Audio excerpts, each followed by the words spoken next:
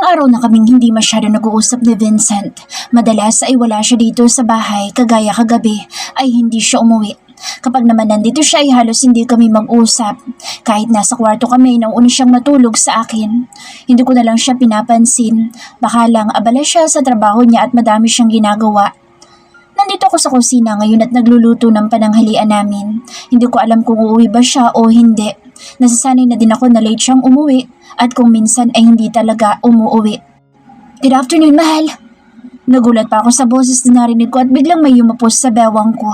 Pagharap ko, mukha ni Vincent ang nakita ko na nakangiti sa akin. Kumain ka na ba? Saglit na lang ito at maluluto na. Hintayin mo na lang. Sabi ko sa kanya at isang pilit ng ngiti ibinigay ko sa kanya. Hindi pa nga ako kumakain. Galing kaming subi kaya hindi ako nakauwi kahapon. Hindi na ako nakapagpaalam kasi madalian ang business meeting na pinuntahan ko. Sabi niya sa akin, baka gusto mo muna magpahinga. Umakyat ka muna sa kwarto para makapagpahinga ka. Mamaya na lang kita tatawagin kapag handa ng ulam natin. Pagtataboy ko sa kanya, I miss you. Kaya dito lang muna ako sa tabi mo. Malambing na sabi sa akin ni Vincent. Okay, maupo ka na lang muna dyan at ipagtitimpla kita ng juice. Huwag muna ko yakapin dahil may pawis pa ako.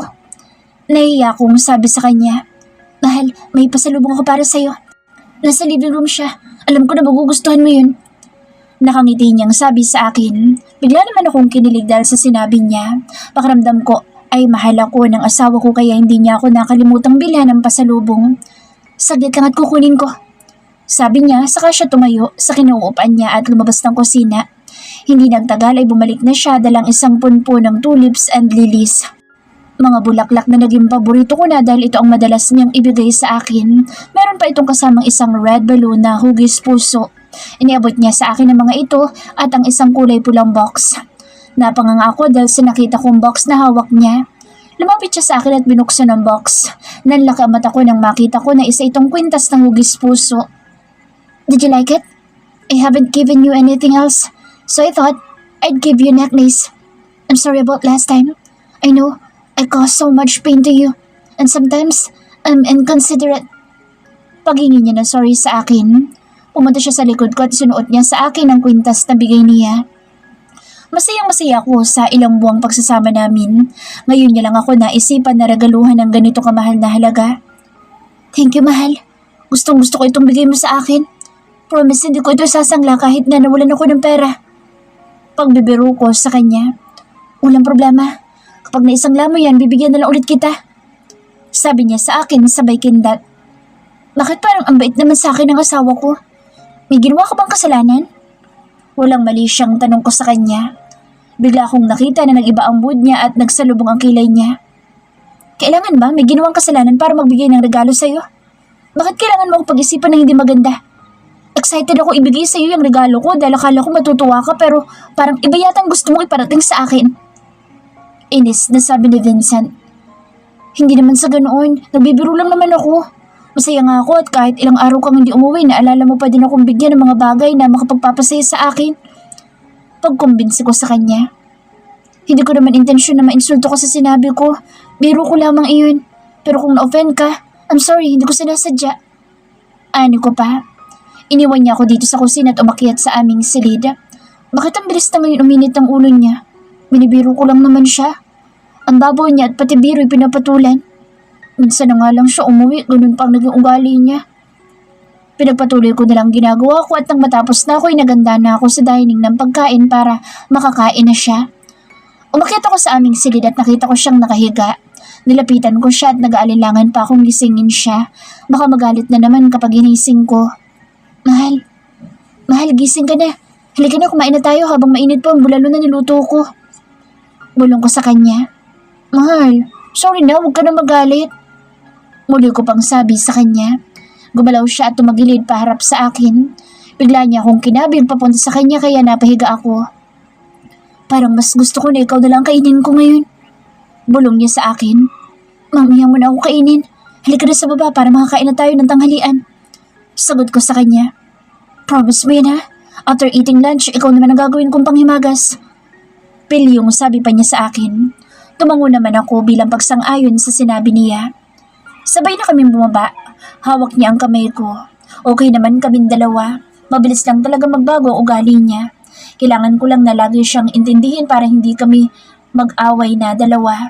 Mabait naman siya sa akin at nakikita ko din ang malaking pagbabago ng pakikitungo niya sa akin. Malambing siya sa akin kaya lalo ko siyang minamahal araw-araw. May mga pagkakataon din na nakikita ko siyang nakatingin lang sa akin. Mahal, bukas ay hindi ako papasok sa opisina. Gusto mo bang pumasyal tayo sa mall para bumili ng gamit mo? Nakangiti niyang sabi sa akin. Nakatingin lang ako sa mukha niya para akong nananaginip. Hindi ako makapaniwala na niyayaya niya ako lumabas na kaming dalawa lang. Sige mahal, gusto ko yan. Para naman makapamasyal ako. Pwede din bang dumaan muna tayo sa OB ko? Bukas, kailangan ko din kasi magpa-check up.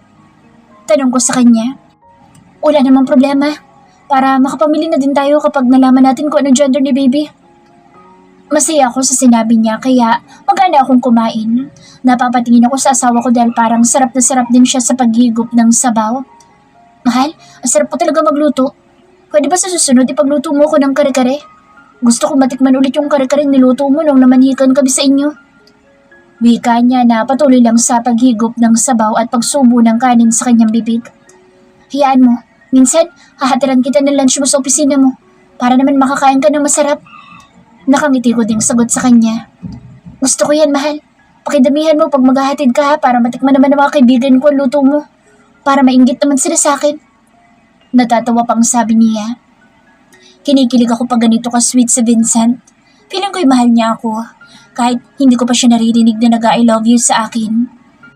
Kahit araw-araw ko pa siya ipagluto ng paborito niyang ulam ay walang problema sa akin. Basta ganito lang kami palagi. Mag-aaway pero hindi maghihiwalay.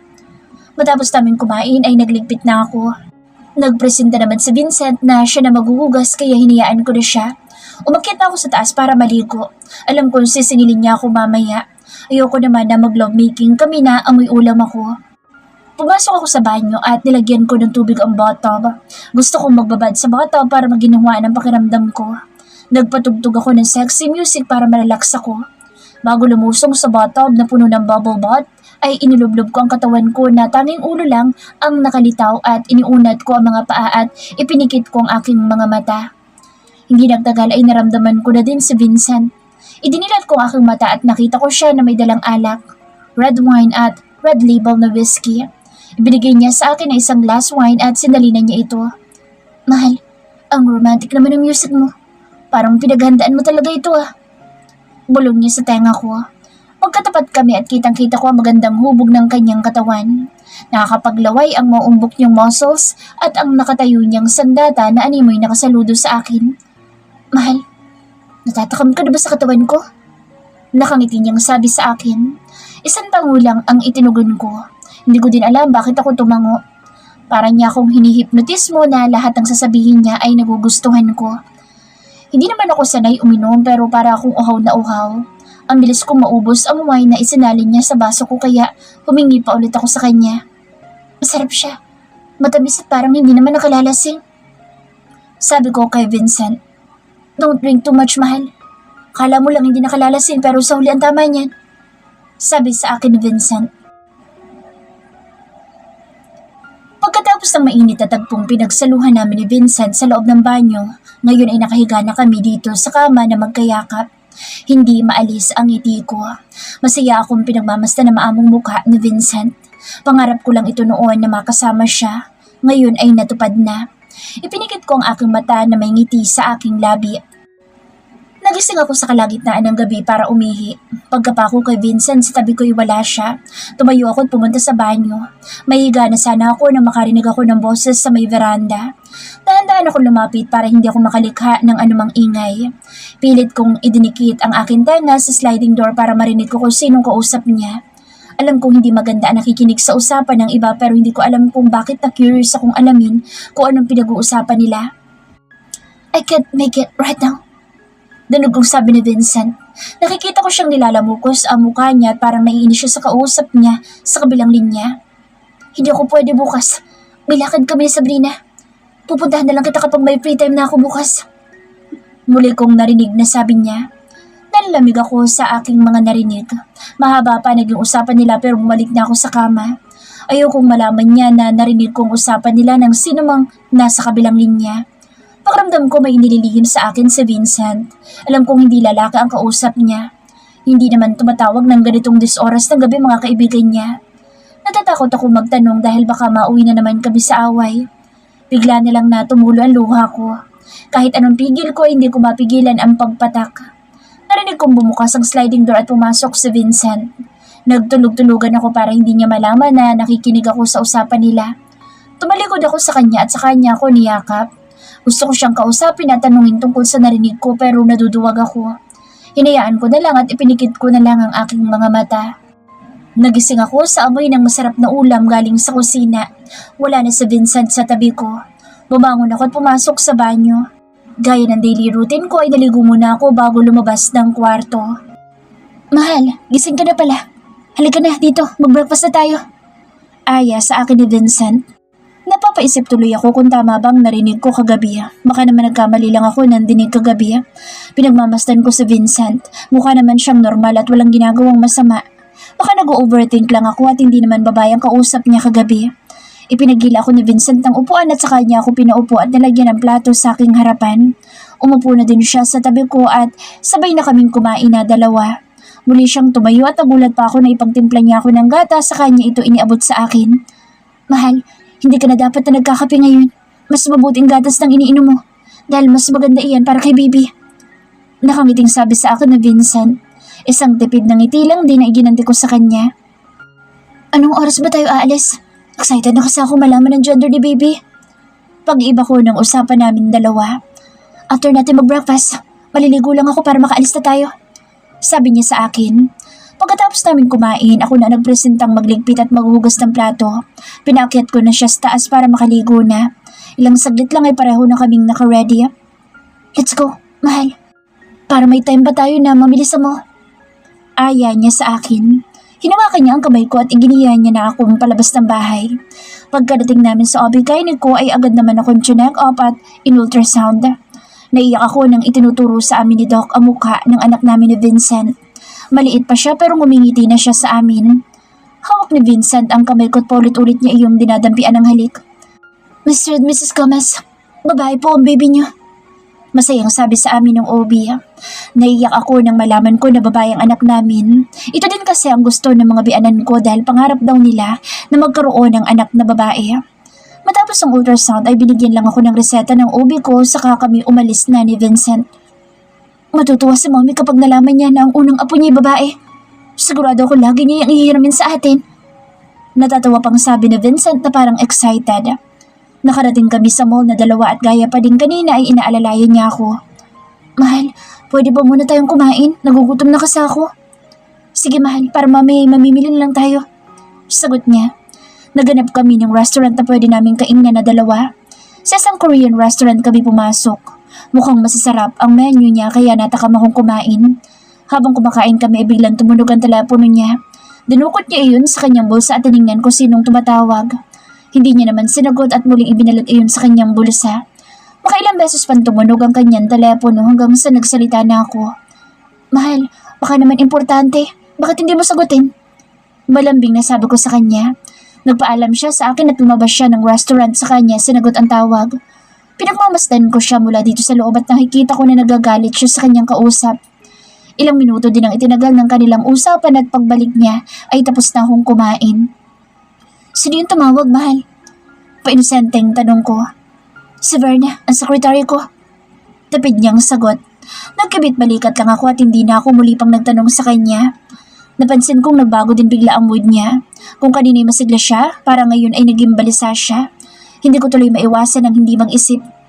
Vincent, may problema ba? Bakit parang hindi ka mapakali? Tanong ko sa kanya. Mahal, kung gusto mong mamili, mamili na lang tayo at huwag na madaming tanong. Irritable niyang sagot sa akin.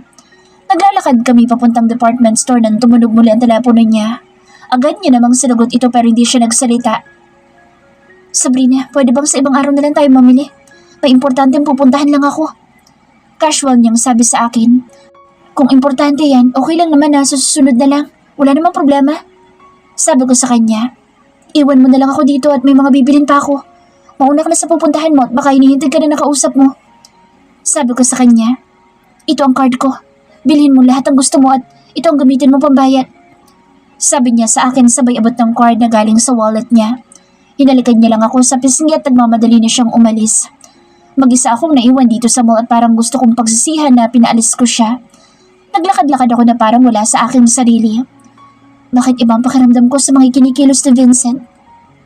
Hindi ako mapakali kaya kinuha ko ang telepono ko.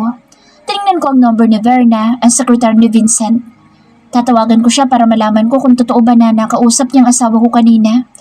Naglakad ako at naghanap ng mauupahan saka ko tinawagan sa Verna. Idinayo ko ang number ni Verna at ilang ring lang din at may sumagot na sa kabilang linya. Hello?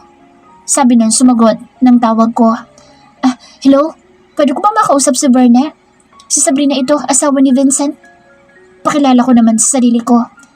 Hello ma'am, napatawag po kayo. May kailangan po ba kayo?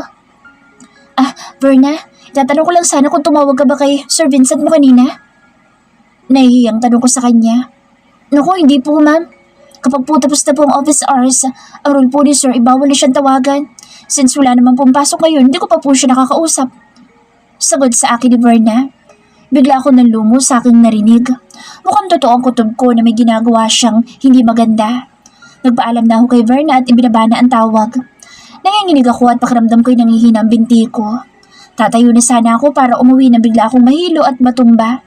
Ipinikit ko ang mata ko dahil alam kong babagsak ako sa sahig pero laking gulat ko nang bumagsak ako sa bisig ng isang lalaki. Miss, ayos ka lang ba? Namumutla ka, baka kailangan mong dalhin sa ospital. Sabi niyang estrangherong lalaki. Pinaupo niya muna ako, sa kanya ako pinaypayan. Tumawag din siya ng medic ng mall at sinuri ako. Ang sabi ng doktor ng mall ay baka pagod lang daw kaya ako nahilo at muntik pang matumba. May pinaamoy lang sila sa akin para daw mawala ang hilo ko. Miss, may kasama ka ba? Muling tanong nung lalaki. Wala pero pauwi na naman ako. Nangihina akong sagot. Gusto mo ihatid na kita? Ituro mo na lang kung saan ka nakatira at ihatid na kita para hindi ka na mag-commute. Alok niya sa akin. Mukha naman siyang mabait kaya pumayag na ako. Ilang minuto pa ang lumipas at inalalayan niya na ako papunta sa kanyang sakyan. Napapansin ko na habang naglalakad ako'y para akong nakalutang. Nakakapit ako sa lalaki dahil wala na akong lakas na maglakad. Niyakap niya naman ako sa aking bawang at inalalayan papasok sa kanyang sakyan. Pakiramdam ko'y hilong-hilo na ako at hinang-hina hanggang sa tuluyan ang pumikit ang mata ko at hindi ko na alam ang sumunod na nangyari. Nagising ako sa hindi pamilyar na lugar. Kinakabahan ako. Kinaba ko ang sarili ko kung meron bang kakaiba sa katawan ko. Wala naman akong ibang naramdaman na kung ano man. Dahan-dahan akong tumayo sa kama at lumabas ng kwarto. Gising ka na pala. Pasensya ka na kung dito kita dinala. Hindi ko kasi alam kung saan ka ihahatid. Sabi niya sa akin. Salamat pero kailangan ko na umuwi. Baka hinahanap na ako ng asawa ko. Sabi ko sa kanya. Mamaya ka na umuwi. Dito ko muna, samahan mo muna ako. Nakangiti niya pang sabi. Nakaramdam ako ng takot sa mga ikinikilos niya. Nararamdaman ko na meron siyang gagawin sa akin na hindi maganda. Pasensya ka na talaga. Kahit gusto ko itong samahan, hindi talaga pwede. Baka kasi hinahanap na ako ng asawa ko. Sabi ko sa kanya. Unti-unti siyang lumalapit sa akin at ako naman ay dahan-dahang umaatras. Hanggang sa wala na ako maatrasan. Nakalapit siya sa akin at nakatingin sa mga mata ko. Bakit ka ba nang pamadali? Tinulungan naman kita kanina. Pagbigyan mo na ako. Ang ganda mo pa naman. Kahit pa isang round lang. Ngiting demonyong sabi niya sa akin kaya abot-abot na ang kabang nararamdaman ko. Mawa ka na sa akin. Palisin mo na ako. Nanginginig na boses na sabi ko. Makakaalis ka dito kung pagbibigyan mo ako. Muli niya sabi at ang kamay niya banayan niyang inihaplo sa aking mukha pababa sa aking balikat. Kuya, maawa ka na sa akin. Buntis po ako. Palisin mo na po ako. Pangako po hindi ako magsusumbong sa polis. Pagkumbinsi ko sa kanya, pinatatag ko ang sarili ko at pinagana ang utak ko. Hindi ko papayag na may gawin siya sa aking masama. Ang mga kamay niya gumagapang nasa leeg ko at ang mukha niya ay papalapit na sa mukha ko. Amoy na amoy ko sa sigarilyo sa kanyang hininga. Kumakapa ako sa paligid ng anumang bagay na matigas na pwede kong gamitin sa kanya pero wala akong makapa. Kuya, please, anong awa mo na? Muli kong pakiusap. Ang mga labi niya unti-unti nang dumampi sa aking leeg at kinikilabutan ako. Inipon ko ang buong lakas ko at ipinikit ang mata ko. Iniisip ko kung anong pwede kong gawin. Naramdaman kong bumuka ang hita niya kaya nagkaroon ako ng pagkakataon na maigalaw ang tuhod ko. Buong lakas ko siyang tinuhod sa kanyang pagkalalaki at namilipit siya sa sakit saka ko kinuha ang bag ko na nalaglag sa sahig at nagmamadaling tumakbo. Langhiya kang babae ka! Mahuli lang kita, hindi ka na makakauwi ng buhay sa asawa mong walang kwenta! Sigaw sa akin ng lalaki. Hindi na ako lumingon sa kanya at mabilis akong sumakay sa elevator at pinindot ang ground floor. Pagbukas ng elevator ay nagmamadali na akong lumabas sa exit at sa kakatakbo ko ay hindi ko namalayan na may nabunggo akong lalaki. Sabrina, bakit ka nagmamadali? Ano ginagawa mo dito? Takantaka na tanong sa akin ng lalaking nakasalubong ko. Levi, tulungan mo ako. May umahabol sa akin. Hinihingal ko sabi sa kaharap ko. Halika, sumakay ka na dito sa kotse ko. Sabay bukas niya ng pinto at pinapasok ako. Ano bang nangyari sa'yo? Paano ko napunta dito? Sino yung lalaking yun? Sunod-sunod na tanong sa akin ni Levi. Abot-abot pa din ang kaba ko at hindi ako makapagsalita na maayos. Hindi ko alam. Umiiyak kong sabi. Gusto mo ba na i-report natin sa pulis kung nangyari? Tanong niya sa akin. Mas lalo akong kinabahan. Paano kung balikan ako at mas manganib pa ang buhay ng anak ko? Hindi na siguro. Kailangan ko tawagan ng asawa ko para malaman niya nangyari sa akin. Umiiyak ko sabi. Saka ako kinuha ang telepono sa akin bag at pinindot ang number ni Vincent. Ring lang ng ring at hindi niya sinasagot ang tawag ko. Hindi ko alam kung nasaan ba siya. Hindi niya sinasagot. Pwede bang ihatid mo na lang ako sa bahay namin? Doon ko na lang siya hihintayin. Sabi ko kay Levi. Sigurado ka ba na ayaw mong pumunta ng presinto para i-report ang nangyari sa'yo? Muli niyang sabi. Tumangutang-ulang ako dahil hanggang ngayon natatakot pa din ako. Paano ka bang napunta sa lugar na iyon? Nasa mall kasi ako kanina na bigla akong mahilo. Munti ka na akong matumba at siyang nakasalo sa akin. Nagpatawag pa nga siya ng doktor para matingnan ako at ang sabi, pagod lang daw. May pinamoy sa akin ng doktor para wala daw ang hilo ko. Nagpresenta naman yung lalaki na ihatid ako. Mukha naman siyang mabait kaya pumayag ako kasi hindi ko din talaga kayang umuwi mag-isa. Pagpasok ko sa kotse niya, hindi ko na alam kung ano nangyari dahil nakatulog na ako. Pagising ko na sa kwarto niya na ako at binalak niya akong malayin. Nanginginig ko ng kwento kay Levi. Sabrina, you don't look well. You seem really scared. Maybe you should see doctor. Sagot ni Levi. Panaka-naka niya akong tinitingnan habang nagdo-drive. Hindi na ako pumayag na dalhin niya ako sa ospital. Nagpahatid na lang ako sa bahay. Hindi din naman nagtagal at inihinto niya na ang sakyan niya sa tapat ng gate namin. Buong puso ako nagpasalamat sa kanya dahil sa pagliligtas niya sa akin. Pagpasok ko sa kwarto namin ay agad akong naligo. Gusto kong maalis ang bakas ng amoy sa akin ng siraulong lalaki na iyon. Nandidiri ako sa kanya. Parang andumi ng pakiramdam ko dahil sa kanya. Kinuskus ko ng kinuskus ang katawan ko. Naalala ko pa kung paano niya ako lapitan at halikan sa leeg. Hanggang ngayon ay takot pa din ang nararamdaman ko. Paano kung hindi ako nakita ni Levi? Baka meron na nangyaring masama sa amin ng anak ko. Mag-aalas 9 na ng gabi ngunit wala pa din sa Vincent. Ilang beses ko na din siyang tinawagan at hindi pa rin siya sumasagot. Naghihintay pa din ako sa asawa ko pero mukhang hindi na siya uuwi dahil madaling araw na. Umakyat na ako sa aking kwarto para matulog. Umaga na nang magising ako. Nasa tabi ko na si Vincent. Nagkalat ang mga damit niya sa sahig kaya isa-isa ko itong dinampot para ilagay sa laundry basket. Hindi ko ugaling amuyin ang pinaghubaran niya ng damit pero naingganya akong amuyin ito. Parang may ibang pabango na nakahalo sa damit niya kaya ibinuka ko ito para amuyin. Nakakita ako ng pulang mantsa sa kwelyo ng damit niya. Muli ko itong inamoy at sigurado ako na amoy ito ng isang babae. Hindi ko napigilan ang sarili ko na hindi siya kumprontahin. Dala ang damit niya, bumalik ako sa kwarto para kausapin siya. Vincent, gumising ka dyan, mag-usap tayo. Sabi ko habang niyuyugyog ang balikat niya. Ano ba Sabrina? Inaantok pa ako. Nakapikit na sagot niya. Hindi ako tumigil sa panggigising sa kanya. Ayoko siyang tigilan dahil gusto kong malaman ng totoo. Tumayo ka na dyan at may gusto akong itanong sa'yo. Pwede bang mamaya mo na itanong? Natutulog pa ang tao. Umaga na ako nakauwi kaya wala akong oras sa mga tanong mo. Irritable niyang sagot. Saan ka galing kagabi? Ilang beses kitang tinawagan pero hindi mo sinasagot. Saan pa ba ako magagaling? May kinausap ako investor at nagkayayaan kami mag-inom kaya ngayon lang ako nakauwi. Investor? Nagli-lipstick na din ba ngayon ang mga lalaki? Bakit amoy pabango ng babae itong polo mo?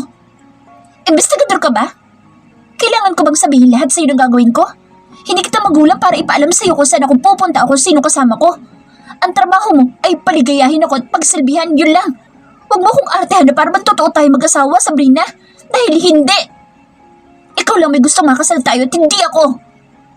Sabi niya sa akin sabay bato ng unan na tumama pa sa dibdib ko. Natigagal ako sa kanyang mga sinabi. Akala ko okay na kami. Akala ko natanggap niya na din ako. Hindi pala dahil lahat ng ipinapakita niya sa akin ay puro pagpapanggap lang. Yung mga pinakita mo pala sa akin, wala lang lahat ng yun. Umiiyak ko sabi. Nanginginig ang katawan ko na nakaharap sa kanya.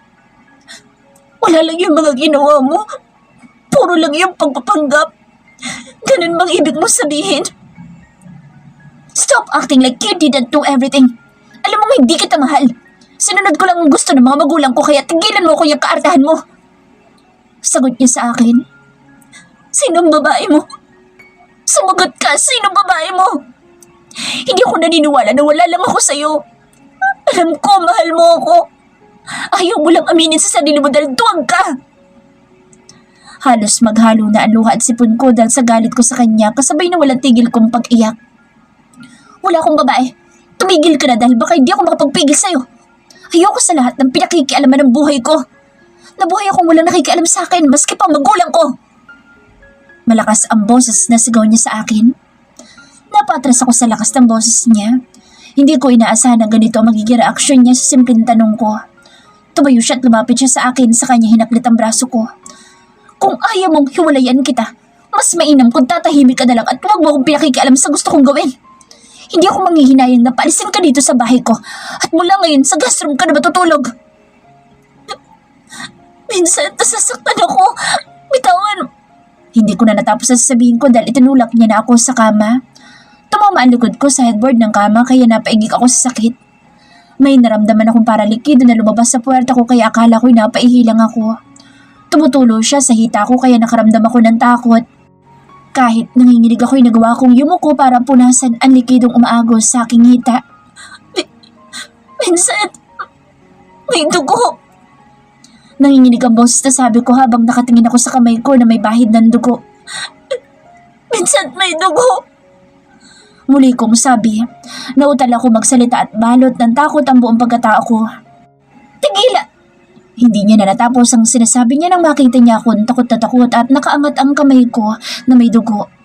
Napakamot siya sa ulo niya habang paikot-ikot sa loob ng silid na hindi alam ang gagawin. Shit! Sunod-sunod na mura niya. Kinuha niya ang susi niya at binuhat niya ako palabas ng bahay. Saka niya ako isinakay sa kanyang sasakyan. Calm down, mahal. Dadaling kita sa ospital. Natatarantang sabi niya sa akin. Minsan ang baby ko. Bilisan mo. Baka mawala ang baby ko. Umiiyak akong pakiusap sa kanya. Relax, mahal. Malapit na tayo sa ospital. Binilisan na ni Vincent ang pagpapatakbo ng sasakyan at hindi niya alintana ang traffic at napapasigaw na din ako dahil sa takot at sakit na nararamdaman ko sa aking tiyan. Hindi nagtagal ay nakarating kami sa ospital at mabilis niya akong dinala sa emergency. Dok, tulungan niyo po asawa ko. Natatarantang sabi ni Vincent. Relax, mister. Kami na pong bahala sa asawa mo. Sabi sa kanya ng doktor. Pinahiga ako sa stretcher at ipinasok sa emergency room. We need to stop the bleeding. Sabi ni doktora at saka ako tinurukan ng gamot. Hindi ko na alam kung ano ang ginawa nila sa akin. Ang natatandaan ko lang ay unti-unti na akong nakatulog at nawala na ako ng malay.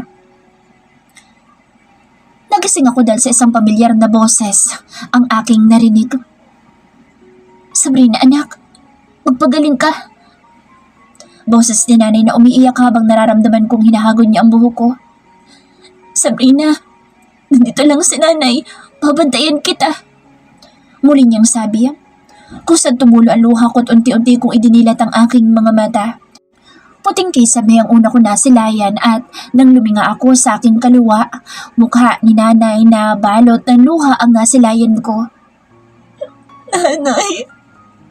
Para akong batang umiiyak at sabik na sa yakap ng aking ina. Buong higpit akong niyakap ni nanay at hindi ko napigilan ang mapaiyak. Nanay! Kumusta po si tatay at si CJ? Sinisino kong tanong kay nanay. Ayos lang naman ang tatay at kapatid mo, anak. Huwag mo silang alalahanin. Ang intindihin mo ngayon ay ang sarili mo. Doon ko lang naisip ang anak ko nang marinig ko ang sinabi ni nanay. Nay, ang anak ko po, kumusta siya? Nakatingin ako sa mata ni nanay dahil gusto ko makita kung nagsasabi siya sa akin ng totoo. Ligtas ang anak mo. Mabutit na isugod ka agad dito ni Vincent. Naiiyak na sabi sa akin ni nanay. Hindi ako umimik dahil alam ko sa sarili ko na siya ang may gawa kung bakit muntik ng manganib ang anak ko. Nakita ko nakatingin sa akin si Vincent. Ang mga mata niya nangungusap at puno ng lungkot. Pero para sa akin, walang kwenta kung ano man ngayon ang nararamdaman niya. Dahil nanggaling na mismo sa bibig niya na pinakasalan niya lang ako dahil yun ang kagustuhan ng magulang niya.